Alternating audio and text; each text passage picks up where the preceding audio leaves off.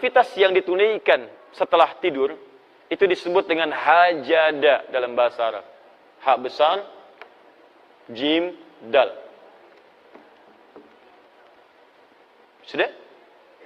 Ha, jim, dal.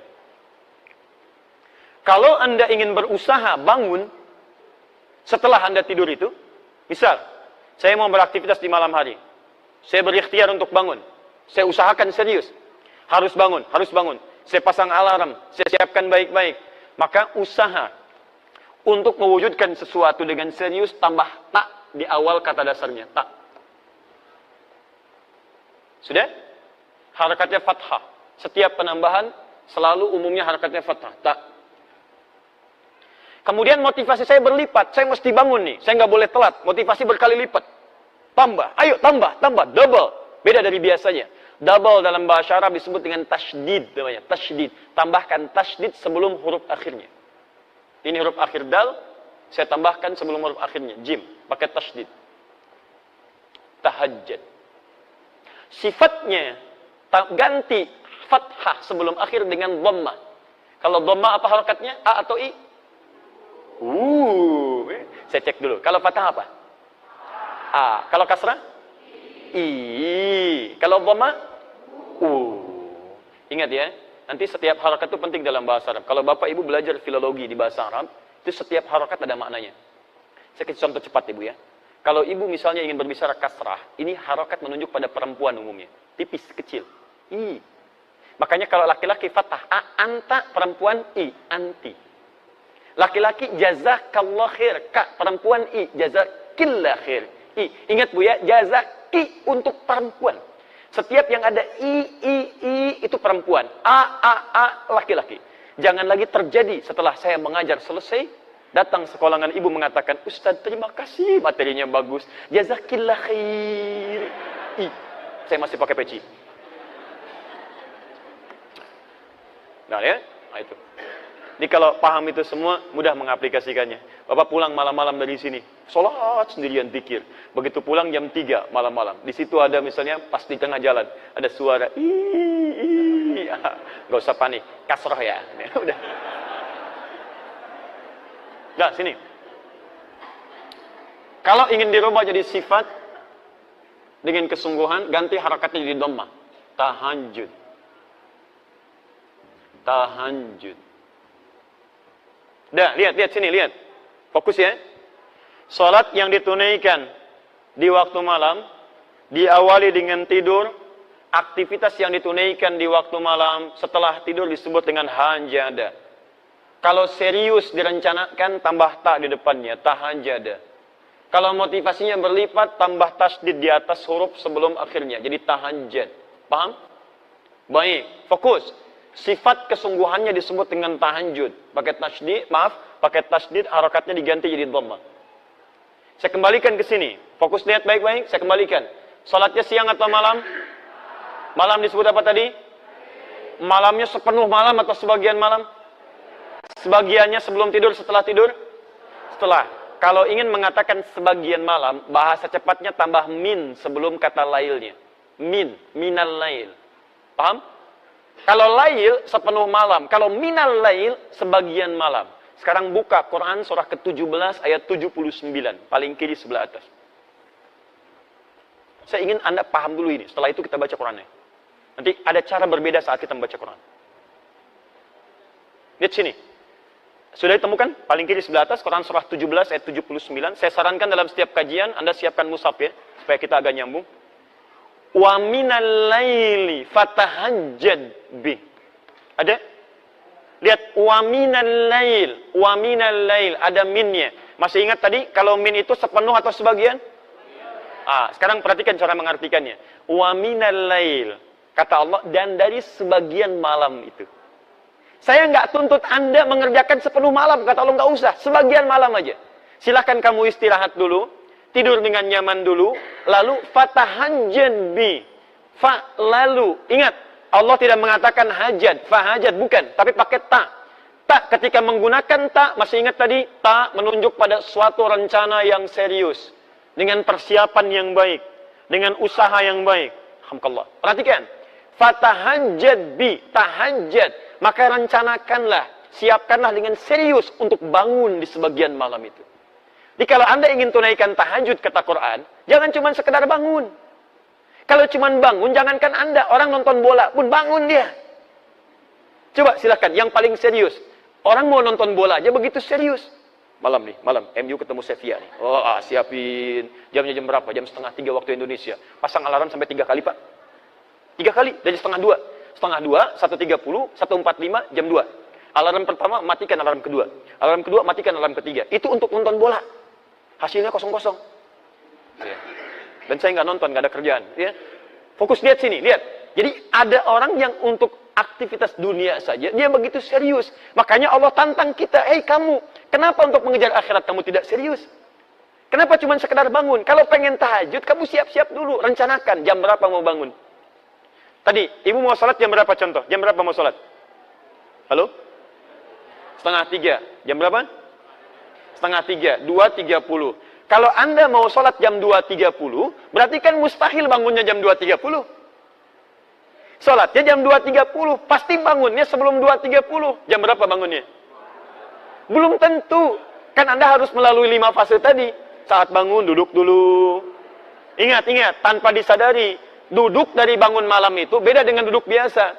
Anda mungkin cuma begini, tapi begitu melihat jam sudah 30 menit tuh. Kalau nggak percaya silakan bangun malam, duduk dulu begini. Begitu duduk, lihat jam 2.30. Belum yang kedua, hilangkan bekas ngantuk. Belum yang ketiga, 10 ayat terakhir Ali Imran. Kalau hafal, kalau enggak cari mushaf dulu kan. Silakan cek. 4 belum berdoa, 5 belum wudu. Apa dari situ langsung wudu? Kan pergi kamar mandi dulu. Kamar mandi baca doa dulu, wudu dengan sempurna, gosok gigi dulu, balik lagi pakai pakaian. Berapa waktu yang dibutuhkan? Halo? Bukan iya, berapa lama? Misal 40 menit, misal 2.30 kurangi 40 menit jam berapa? Jam 1 lewat 50. Artinya, Anda kalau ingin sholat jam 2.30, Anda mesti siap bangun jam 1 lewat 50. Makanya wajar, tadi ada kalimat Nabi bangunnya setengah 2. Kalau dikonversi ke sekarang. Karena ada siap-siap dulu, macam-macam dulu. Nah, sekarang persoalannya, Bapak tadi Ibu tidur jam 9. Kalau dibalik, Ibu jam 9, Bapak jam 10. Rata-rata tidur berapa jam? 6 jam. Ada yang lain? 6 jam, baik. 1.30 kurangin 6 berapa? Ayo berapa? Jam 8. Ya? Jam 8 ya. Berarti begitu selesai Isya langsung tidur tuh. Lihat Isya tadi kan selesai jam 20 kan? Kalau Anda ingin bangun jam 1.50 artinya jam 8 Anda jangan kerjakan apa-apa lagi. Jelas ya? Ingat baik-baik. Kalau Anda punya kebiasaan tidur 6 jam, jadi tidur 4 jam, berarti 2 jam nanti di siang akan menuntut Anda untuk beristirahat. Karena metabolisme tubuh kita akan menyesuaikan, menuntut kita untuk meminta waktu itu. Karena itu kita harus konsisten. Kebiasaan Anda tidur berapa jam? 6 jam. Saya mau bangun jam 1.50. Untuk sholat jam 2 lewat 30. Artinya, kurangi 6 jam di situ, ba'da Isya, selesai, kemudian langsung istirahat. Pada waktu yang ditentukan. Jelas? Baik, fokus. Sholat tahajud paling lama berapa menit? Nanti kita akan lihat saat masuk caranya ya. Jangan-jangan sholat jam 2.30, selesai jam 3 gitu ya. Masya Allah. Tidur lagi, bangun jam 6. Ini yang jadi masalah. Sekarang belum selesai, ingat belum selesai. Kita sampai tuntas. Kalau mau belajar bahasa Quran, setiap harakatnya bisa punya makna. Sekarang lihat. Fokus. Lihat sini. Taknya sudah selesai. Tak, rencanakan, siapkan. Tasdidnya apa? Tadi masih ingat tasdid artinya apa? Motivasi berlipat. Nah, ini bahasa Quran yang sangat indah. Secara psikologi bisa dijelaskan dengan baik. Kalau kita ingin semangat mengerjakan sesuatu, kita mesti punya motivasi. Sama Bapak Ibu kalau nggak punya motivasi ke sini, siapa yang mau datang ke sini? Apa yang bisa memaksa Anda mengalahkan tidur siang dibandingkan datang ke sini? Kadang-kadang sampai datang, kantuk juga ditahan-tahan. Yang penting bisa hadir. Apa motivasinya? Sama malam juga begitu kata Quran. Kalau Anda tidak punya motivasi menunaikan ibadah, nggak ada semangat bisa datang dengan baik. Maka dari itu ketika Allah menghadirkan tasydid, fatahajjad, ada tasydidnya di sini. Maka dihadirkanlah kemudian motivasi pada kita. Ayat selanjutnya, teruskan ayatnya. Saya agak percepat. Orang yang merencanakan tahajud dan dia tunaikan dengan sempurna, selain mendapatkan keutamaan yang tadi saya jelaskan, ditambah oleh Allah dengan 4 keutamaan lain. Allah berikan 4 keutamaan pada orang yang tahajud yang tidak diberikan pada yang tidak tahajud. Jadi kalau Anda sholat fardu yang 5 waktu, khusyuk sholatnya, sampai menangis, sampai khusyuk luar biasa, tapi Anda tidak tahajud, Anda tetap tidak akan mendapatkan 4 kemuliaan ini. 1. Saya pindahkan di sini. Apa motivasi yang bisa membuat kita kuat menunaikannya? 1. Asa ayyab'athaka rabbuka maqaman mahmuda. Teruskan ayatnya. Jadi Quran surat 17 ayat 79 sampai dengan 80. Teruskan. Wa minal laili fatahajjad bihi nafilatan lak. Ayo di antara sebagian malam, jangan semuanya. Kamu tidur dulu, istirahat dulu. Dan rencanakan yang serius, hadirkan motivasi untuk menunaikan salat di malam hari, tahajud. Itu memang cuma nafilah kata Quran, tambahan. Hukumnya sunnah. Tapi lihat, 1. Walaupun cuma nafilah hukumnya sunnah, asa ayyab'athaka rabbuka maqaman mahmuda. Orang yang konsisten menunaikan ibadah ini, maka Allah akan berkenan mengangkat derajat atau aktivitasnya di tempat yang terbaik. Singkatnya, orang yang rajin tahajud akan diangkat derajatnya oleh Allah dengan menempatkannya di karir terbaik dalam aktivitas kehidupannya. Karir terbaik.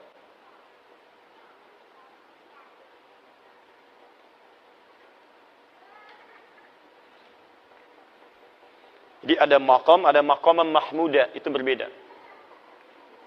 Kalau maqam, itu sifatnya umum. Ya. Nilai kebaikannya bisa dipandang mulia, tapi juga bisa dipandang dipersoalkan oleh orang lain. Misal, Bapak naik posisi. Misalnya ada promosi jabatan jadi direktur. Naik ya, karirnya naik. Berarti dapat maqam tuh, dapat kedudukan. Apakah kedudukan yang dititipkan oleh Allah pada Anda bisa otomatis membuat orang lain senang? Belum tentu. Kok dia yang diangkat ya? Padahal dia baru masuk kemarin. Dia junior saya dan sebagainya. Nah, itu maqam. Tapi ada yang kedua. Begitu orang ini diangkat, semua mengatakan memang dia yang layak untuk mendapatinya. Dia yang layak. Sulit bagi orang mempersoalkannya. Mau cari celah nggak bisa. Karena semuanya sudah menutup celah-celah keburukannya. Bagus tuh. Nah, itu yang disebut dengan maqam mahmudah. Susah. Mau dihapus aja susah. Mau dibolak-balik papan tulisnya nggak bisa tuh. Ya. Pas di situ. Misal, itu maqaman mahmuda. Nggak apa-apa. Sudah? Baik, jadi orang yang rajin tahajud, ini nasihat saya. Orang yang rajin tahajud, ditunaikan dengan benar, maka hal pertama yang Allah anugerahkan kepada kita, apapun aktivitasnya, Allah akan tempatkan di tempat yang terbaik dalam kehidupannya. Misal, kalau Anda misalnya pengusaha atau berbisnis atau apapun dalam kehidupan, termasuk ibu misalnya beraktivitas, maka Allah akan tempatkan di tempat terbaik menurut Allah, bukan menurut manusia. Kalau menurut manusia begini, posisi yang terbaik, manajer atau direktur? Bu, oh ibu langsung direktur itu ya. Baik. Direktur, alhamdulillah. Sekarang pilih mana bu? Direktur gajinya misalnya, taruhlah 200 juta sebulan. Tapi maaf, kesulitannya meningkat. Sulit sholat, banyak rapat, ya, kemudian mohon maaf aktivitasnya jadi melebar, ya, aktivitas bahkan dekat dengan maksiat. Kalau dulu misalnya, ya, mohon maaf ya, mainnya tenis, sekarang sudah golf, ya, yang dilihat sudah lain, yang dipukul sudah lain, yang nemani sudah lain. Kalau dulu yang ngantar-ngantar bawa mapnya laki-laki, sekarang direktur, sekretarisnya perempuan, misal. Atau manajer, gajinya beda sedikit lah, 100 juta misalnya. Sholatnya enak, nyaman. Jumatan juga nyaman, masih bisa ikut tausiah. Aktivitas bisa menghindar dari banyaknya maksiat. Ibu pilih mana sekarang, manajer atau direktur? Ah, sudah. Baik, ganti lagi Bu, ganti supaya paham betul. Manajer dengan pegawai biasa. Manajer levelnya gaji 100 juta. Masya Allah, tapi sholat susah, Jumatan susah, pengajian susah. Baik, peluang maksiatnya tinggi, gaulnya itu sudah mulai meningkat. Pegawai biasa, turunkan, gaji cuma 1 juta. Sholatnya enak, nyaman. Jumatan bisa, taklim lancar, maksiat tertinggalkan. Ah, ibu pilih mana? Manajer 100 juta, potensi maksiat tinggi, pegawai biasa 1 juta dekat dengan Allah. Ayo.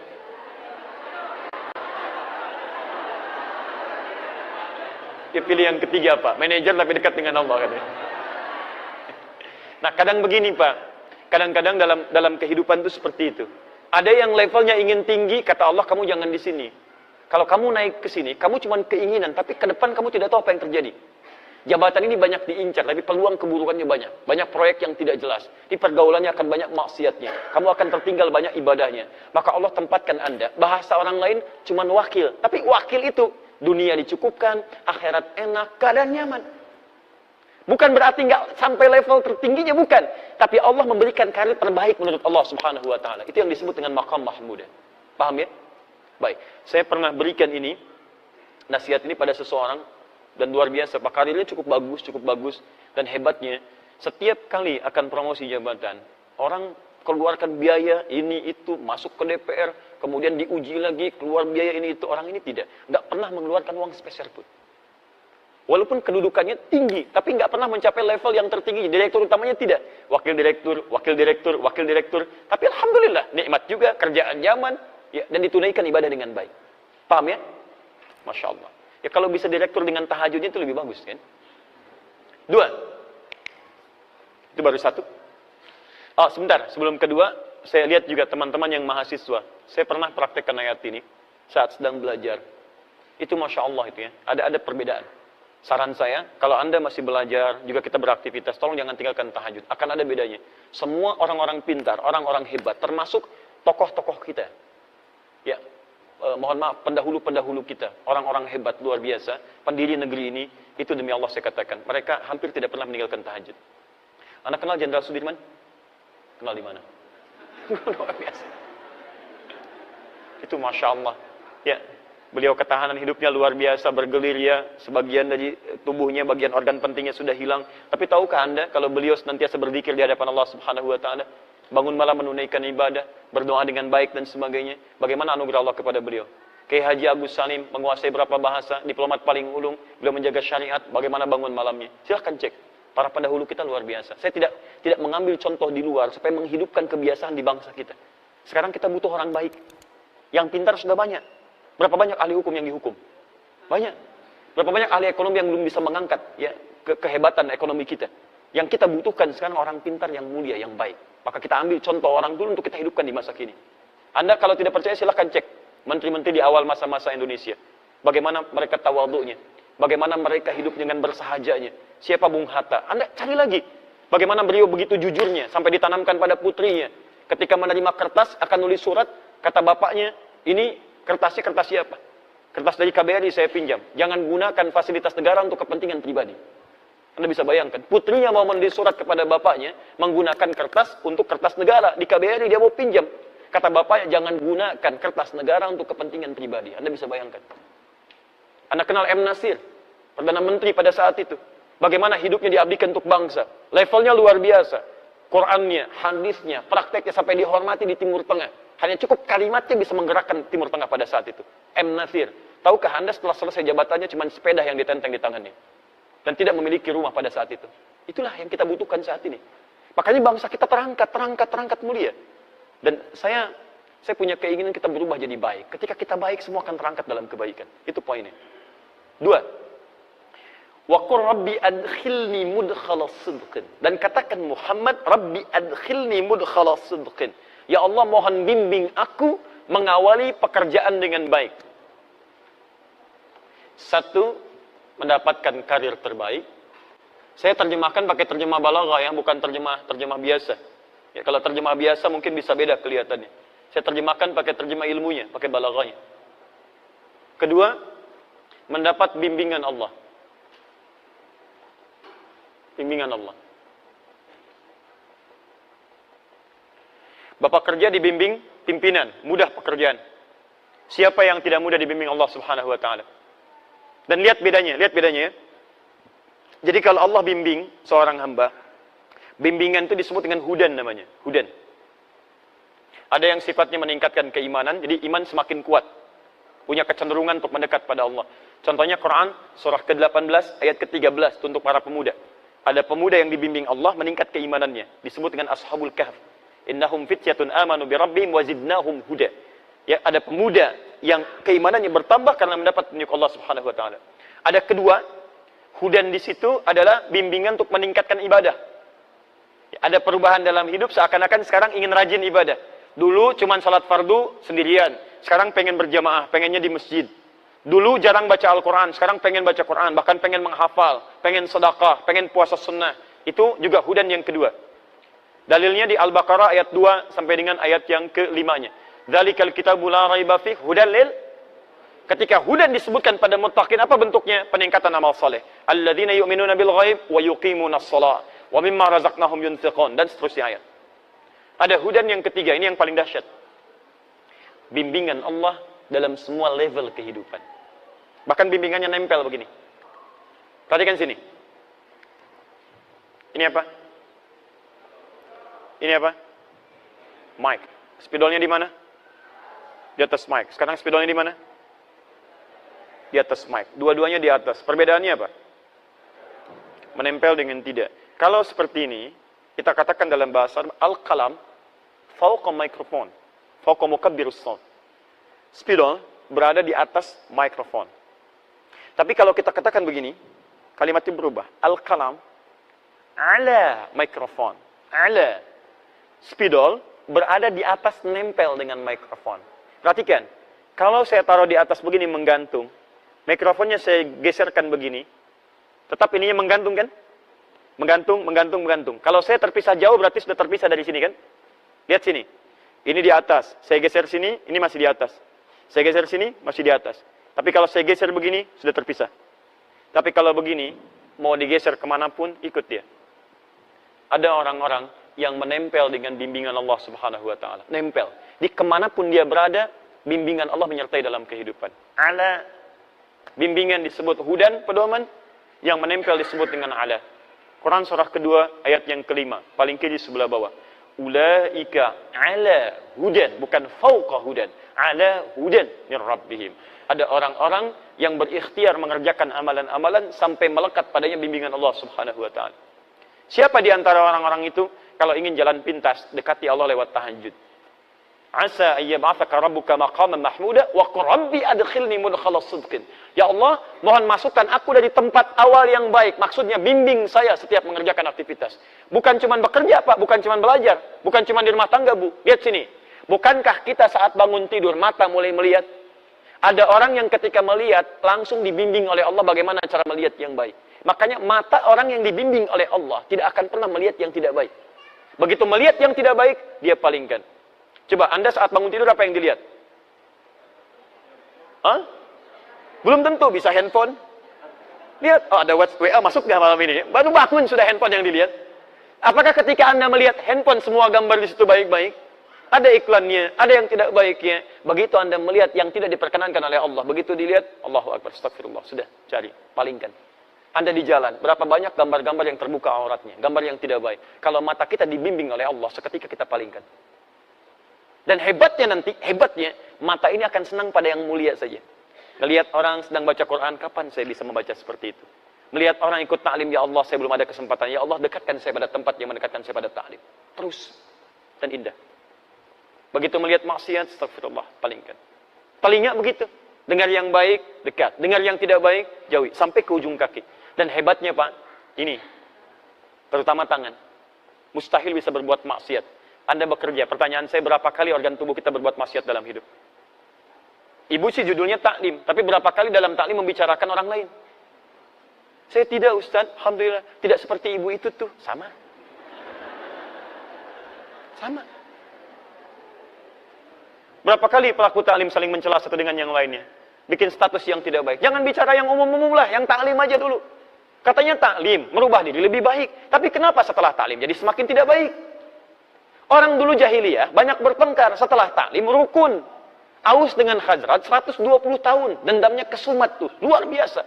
Sampai turun Quran melukiskan bagaimana dendam mereka. Kalau disediakan materi semuka bumi untuk mengupas itu, menjadikan mereka nyatu kembali, kata Quran nggak akan bisa. Saking kesumatnya dendamnya.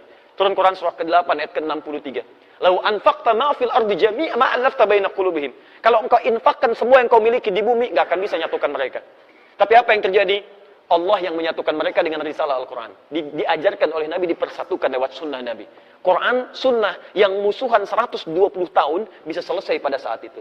Anda baru ikut ngaji Quran, sunnah, 12 menit langsung mencela orang lain. Kenapa? Apa yang salah gitu? Coba cek lagi teman-teman sekalian. Dikembalikan. Quran itu membuat kita lembut. Kalau memang buruk, wajar untuk dicela. Keburukan wajar dicela. Tapi celaan itu menghadirkan kebaikan dalam kehidupan. Bukan penjauhan. Assalamualaikum. Besok aja ya. Besok aja. Kok nggak dijawab? Beda manhaj. Ya, tapi kita tidak perlu mencela orang lain. Artinya ada evaluasi untuk kita semua. Antum jangan mencela juga. Kalau mencela apa bedanya? Apa bedanya? Di celaan jangan dibahas dengan celaan. Ada celaan kita doakan dengan baik. Kita ajak dalam kebaikan, ajak dengan kelembutan. Dan jangan paksa orang. Tugas kita hanya mengingatkan, bukan memaksa. Nabi saja turun ayat, fadzakir innama anta mudzakir. Muhammad ingatkan, tugas kamu mengingatkan. Lasta alaihim bimusaitir, bukan paksa orang. Jadi kalau kita bukan Nabi paksa orang, artinya ada yang salah dalam kehidupan kita. Paham ya? Halo, kenapa jadi muram begini? Tiga. Saya sederhana. Kalau ada yang kurang baik dari saya, tinggalkan. Ada yang baik, silahkan ambil. Dan saya pun tidak paksa. Kalau ada bermanfaat, silahkan. Tidak baik, tinggalkan. Cari guru yang lain yang lebih baik mengajarkan, insya Allah. Sehingga hati kita tenang. Jangan sampai belajar, tapi hati nggak tenang. Ya. 3. Wa akhrijni mukhrajas sidqin. Diberikan solusi terbaik saat ada persoalan. Solusi terbaik. Masya Allah. Luar biasa. Tidak ada orang yang tidak punya masalah dalam kehidupan. Semuanya punya masalah. Tapi ada orang-orang yang sebelum mendapatkan masalahnya, sudah diringankan masalahnya oleh Allah Subhanahu wa Ta'ala. Bukan nggak punya masalah, masalahnya sama. Coba lihat, saya tadi barusan mau ke sini Pak Bu. Macet Pak Bu. Kita lewat tol tadi, macet. Luar biasa. Dan bukan cuma saya mengalami kemacetan, banyak orang macet juga. Tapi apakah semua orang yang mengalami kemacetan punya sikap yang sama menyikapi kemacetan? Tidak. Ada yang saling klakson, ada yang ngosenggolan, ada yang saling berselisih dengan kata-kata, ada yang saling macam-macam. Tapi tidak sedikit juga yang santai aja. Mau ngapain? Mengeluh juga tidak menyelesaikan persoalan. Apakah dengan klakson macet selesai? Hah? Apakah dengan bikin status macet selesai? Ceklik, macet. Tetap aja macet. Silahkan cek. Ada orang-orang yang hatinya justru diberikan ketenangan oleh Allah. Dikasih macet. Alhamdulillah ya Rabb, macet. Alhamdulillah. Luar biasa. Quran bisa dihafalkan. Begitu sampai ke tujuan 30 ayat. Bayangkan. Kalau manhaj diterapkan itu 10 ayat akhir Ali Imran. Selesai itu. Ini sudah 1 tahun belum selesai-selesai. Apa butuh kemacetan tiap hari? Jelas ya? Jadi enak. Jangan dikira level ustadz gak punya masalah. Banyak masalahnya. Kadang-kadang jangankan masalah pribadi. Masalah jamaah. Ya dipersoalkan juga. Silahkan cek. Bukankah kalau anda banyak pertanyaan masalah diserahkan pada ustadz? Bukan nggak punya masalah, tapi ada orang-orang tertentu ketika anda dekati Allah dengan sesuatu, Allah ringankan persoalannya. Itu janji Allah. Janji Allah. Lihat, contoh, kita ambil dalilnya. Quran surah ke-65, di akhir ayat kedua, di awal ayat ketiga. Kita hafal ayatnya. Wa may yattaqillaha yaj'al lahu makhraja wa yarzuqhu min haitsu la yahtasib. Wa may yattaqillaha, siapa yang bisa meningkatkan takwanya kepada Allah? Tingkatkan. Fi'il mudhari itu progresif naik. Tingkatkan. Yaj'al lahu makhraja. Makhraja, lihat. Yattaqillah yaj'al lahu makhraja. Wa may yattaqillah yaj'al lahu makhraja. Makhraja. Ini yang kita jadikan nasab. Wa yarzuqhu min haitsu la yahtasib. Perhatikan. Lihat persamaannya. Siapa yang bisa meningkatkan takwanya kepada Allah, takwa tingkatkan kepada Allah. Persamaannya lihat. Yaj'al lahu makhraja, kami berikan solusi, jalan keluar dari setiap persoalan yang dihadapi. Dan kalimatnya tidak menggunakan alif lam. Makhraja bukan al-makhraj, makhraja. General, umum, nakirah. Artinya persoalan apapun dalam kehidupan sepanjang Anda tingkatkan takwa, diberikan solusi. Jadi sederhana sebetulnya, kalau Anda punya masalah dalam hidup, Anda punya problem, dimanapun tuh, di rumah tangga, di pekerjaan, kehidupan sosial. Sederhana solusinya, tingkatkan takwa, kata Allah, saya urai masalah Anda. Biayanya tidak mahal, tenaganya tidak banyak. Jadi kalau Anda punya masalah dalam hidup, kedudukan tinggi, harta melimpah, cuman masalah nggak pernah tuntas, coba cek. Barangkali bukan kurang terhormat Anda, barangkali kurang takwa. Bukan kurang kaya, barangkali kurang ini, kurang takwa. Ini poinnya. Nah sekarang, Ya Allah, kalau saya ingin tingkatkan takwa, bagaimana caranya? Banyak. Disebutkan 115 kali kata takwa dalam Quran setidaknya. Tapi cara cepatnya, perhatikan. Ketika menyebutkan takwa, masih ingat tadi? Quran surah 51, ayat 15 sampai dengan ayat 18 tadi? Innal muttaqina fi jannatin wa uyun. Ada orang-orang takwa tinggalnya di taman surga. Akhidhina ma atahum rabbuhum. Innahum kanu qabla dhalika muhsinin. Mereka itu, Masya Allah, mengambil segalanya dari Rabbnya. Nikmatnya langsung dari Rabbnya. Mereka di dunia itu orang-orang yang muhsin. Siapa mereka? Ayat 17-nya. Kanu qalila minal laili ma yahja'un. Bahasa cepatnya, mereka rajin tahajud. Orang takwa, rajin tahajud. Kata Quran, tingkatkan takwa. Apa di antara takwa amalannya? Tahajud. Lihat, perhatikan. Yaj'al lahu makhraja. Orang meningkatkan takwa, diberikan solusi jalan keluar. Ketika Anda tahajud, lihat bagian ketiganya. Wa akhrizni mukhraja sidqin. Mukhraja sidqin. Asa ayyab'atsaka rabbuka maqaman mahmuda. Wa qur rabbi adkhilni mudkhala sidqin wa akhrijni mukhraja sidqin. Makhraja, jalan keluar. Kalau jalan keluar itu langsung dibimbing, langsung dibimbing, langsung dibimbing. Rubah kalimatnya dari kata makhraj jadi mukhraj. Makhraj, mukhraj. Orang rajin tahajud dibimbing Allah Subhanahu wa taala. Ketika punya masalah, bukan cuma dia yang berikhtiar untuk menyelesaikannya, tapi Allah langsung berikan bimbingan. Begini jalan keluarnya. Ini ambil, ini tinggalkan. Jangan bersedih, tanamkan keyakinan. Nabi pernah berusaha menghafal Quran dengan ikhtiarnya. Jadi begitu ayat Quran turun, itu beliau punya keinginan cepat menghafalkannya. Cepat, cepat, cepat, cepat. Tapi apa yang terjadi? Allah berikan solusi. Bahkan langsung turun ayat Quran surah ke-75. Ayat 22 sampai 23. Ayat 16 sampai 18, maaf. Ayat 16 sampai 18. Lihat kalimatnya. La tuharrik bihi lisanaka lita'jala bi. Muhammad, kamu gak usah cepat-cepat menggerakkan lisan untuk sekedar ingin cepat menghafalkannya. Biasanya para penghafal kalau ingin segera cepat menghafalkan kan suka cepat mengucapkannya kan. Inna fi khalqis samawati wal ardi wa ikhtilafil laili wan nahari laayatin liulil albab, laayatin liulil albab, laayatin liulil albab. Ulang gitu kan? Tayyib. Lihat sini. Nabi Muhammad tidak. Muhammad jangan cepat-cepat gerakan lisan untuk cepat menghafalkannya. Inna alaina jam'ahu wa qur'ana. Biarkan kami yang menghimpun Quran dalam jiwamu. Fa idza qara'nahu, bagaimana cara menghimpunnya? Allah akan bimbing bacaannya. Jadi begitu dibacakan, dibimbing, fattabi' Qur'ana. Kamu ikuti saja bimbingan bacaan itu. Ini ada orang-orang yang menghafal Qur'annya, bukan cuma dia berikhtiar menghafal, tapi Allah tanamkan bacaan Qur'annya. Jadi ketika dia baca ada bimbingan dalam jiwanya. Cepat seakan-akan mengalir begitu deras. Kami pernah ambil manhaj ini, diterapkan kemudian dan jadi buku, itu yang kita bahas setiap pekan, setiap Kamis malam Jumat lewat Akhir TV ba'da maghrib. Dan jadilah kemudian pedoman menghafal Quran dalam 30 hari. Sekarang Pak, ada perlomba-lomba orang menghafal Quran, bukan hitungan masa 2 tahun lagi. Ada yang 27 hari, ada yang 25 hari. Saya bermohon pada Allah, semoga Anda termasuk bagian darinya insya Allah. Dan tidak cukup dengan amin. Mulai dulu menghafal. Mulai. Ya, ambil, kan kita sudah bagikan bukunya gratis itu ya.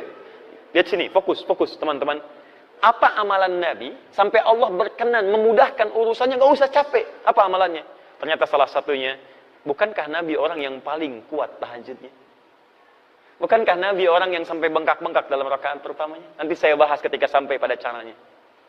Dan ayat ini turun, Quran surah 17 ayat 79 sampai 80 ini, bukankah ayat itu diturunkan untuk mengisahkan peristiwa ditolongnya Nabi dalam pengepungan pada saat itu oleh 100 pemuda, pasukan khusus pada saat itu. Jadi kalau sekarang kita di komplek angkatan laut, ada pasukan khususnya, yang hantu laut luar biasa, terbaik di dunia, Denjaka. Ya, detasemen Jala Mangkara, kalau dulu itu misal seperti itu 100 orang. Pedang terhunus, jangankan manusia. Kata sejarawan mengatakan, ini hewan lewat ketahuan. Hewan saja. Bahkan mengatakan lalat itu datang sudah ketahuan. Dan Nabi SAW dikepung di dalam rumah itu. Jadi ini ada rumah, kediaman, di dalamnya ada 3 orang, Rasulullah SAW, Abu Bakar radhiyallahu ta'ala anhu, Ali bin Abi Thalib radhiyallahu ta'ala anhu. Dua-duanya orang terkasih Nabi. Dan tidak boleh memisahkan satu di antara keduanya. Karena dua-duanya dipuji Nabi, punya kemuliaan tingkat tinggi luar biasa. Abu Bakar, apa dibandingkan dengan kita? Hei orang-orang yang seringkali mencela Abu Bakar, apa faedah Anda di hadapan Abu Bakar radhiyallahu ta'ala anhu? Beliau itu menantu Nabi, mertua Nabi, sahabat Nabi. Dipilih oleh Nabi, menemani Nabi ke Madinah. Kalau bukan orang biasa, itu mustahil dipilih Nabi. Kenapa beliau yang dipilih? Dipilih Nabi, menemani Nabi. Orang yang pertama kali, termasuk pertama beriman kepada Nabi. mengorbankan hartanya untuk dakwah Nabi, menemani Nabi sampai dengan ke Madinah, menjadi mertua Nabi sallallahu alaihi wasallam. Saat wafat makamnya di samping Nabi, hidup dengan Nabi di dunia, kuburnya di samping Nabi, dan di akhirat bersama Nabi sallallahu alaihi wasallam. Lantas Anda dengan mudah mengatakan celaan kepada sahabat Abu Bakar. Anda siapa? Sahabat Nabi bukan, menemani Nabi tidak, berinfak untuk dakwah Nabi juga tidak, mertua Nabi bukan, tetangga Nabi bukan, kerabat Nabi bukan. Wafat Anda jauh dari makam Nabi, dan belum ada ayat turun menjamin surga Anda. Anda siapa? Abu Bakar. Kedua, Ali bin Abi Thalib. Duhai yang merendahkan sahabat Ali bin Abi Thalib. Anda siapa? Ali bin Abi Thalib termasuk keluarga Nabi. Pemuda yang sangat luar biasa. Dipuji Nabi. Dan dipilih untuk mendampingi putri terkasih Nabi. Kalau bukan orang yang luar biasa, mustahil dipilih. Masa mau titipkan pada yang lain? Yang dipilih Ali bin Abi Thalib. Jenius orangnya. Pemuda ahli surga. Luar biasa. Dipilih. 3 orang berada di situ. 3-3-nya mulia. Tapi hebatnya, ketika Nabi mengetes wala wal bara, itu luar biasa. Kata Nabi, Abu Bakar, ikut saya. Temani saya hijrah. Siap ya Rasulullah.